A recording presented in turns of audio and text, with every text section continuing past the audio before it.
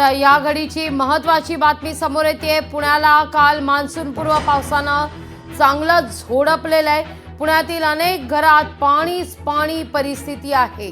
या घडीची ही महत्त्वाची बातमी। अवघ्या तासाभरात झालेल्या पावसामुळे अनेक घरात पाणी शिरलेलं आहे। पुण्याच्या दानोरी भागातल्या इमारतींमध्ये देखील पाणी आहे। पाणी बाहेर काढण्याकरता नागरिकांची मात्र या ठिकाणी धडपड पाहायला मिळते। दृश्य आहेत इमारतीतली, घराघरात पाणी साचलेलं आहे।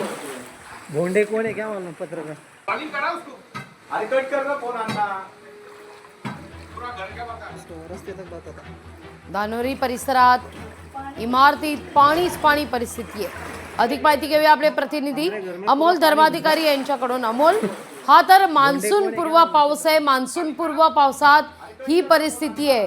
अजून पावसाळ्याचे 4 महिने काढायचे आहेत पुण्याला।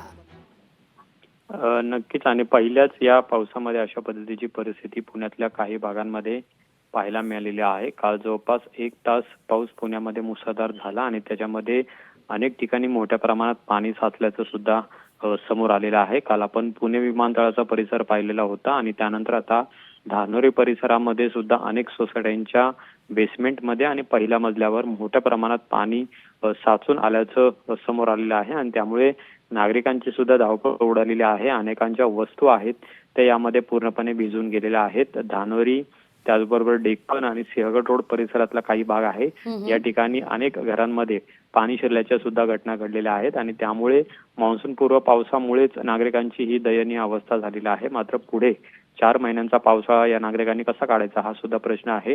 प्रामुख्याने नाले सफाई होणं अत्यंत महत्त्वाचं आहे। त्याचबरोबर रस्त्यावरचा जो पावसाचं पाणी आहे त्याचं निचरा होणं अतिशय महत्त्वाचं आहे। मात्र तसं होताना दिसत नाही आणि त्यामुळेच अशा पद्धतीच्या घटना पावसामुळे होताना पाहायला मिळतात। अनेक घरांमध्ये मोठ्या प्रमाणात पाणी शिरलंय। निश्चित अमोल, तुर्तास धन्यवाद तुम्ही दिलेल्या सविस्तर माहिती करता। लोकशाही मराठी ऐका, पहा, जागरूक रहा।